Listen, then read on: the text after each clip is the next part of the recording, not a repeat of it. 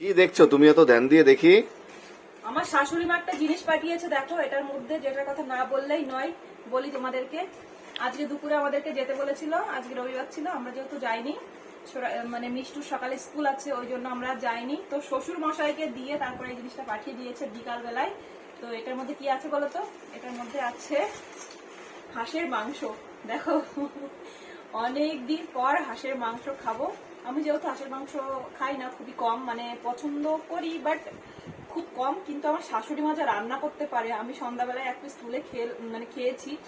দুর্দান্ত রান্না হয়েছে, সেই টেস্টি, মানে না বললেই নয় ব্যাপার। মা টাকার দেখতে হবে তো না? সিরিয়াসলি সেই রান্না করেছে। আর আমার শাশুড়ি মা সত্যি রান্না করতে পারে, সব রকমের রান্না কিন্তু খুব ভালো পারে। আমাকে শিখতে হবে ওনার কাছ থেকে। তো যাই হোক, এর মধ্যে হচ্ছে হাঁসের মাংস। আমি বিয়ের পর দুবার খেয়েছি, আর এটাই খাবো, মানে তাও সন্ধ্যাবেলা একটা টেস্ট করেছি আমি।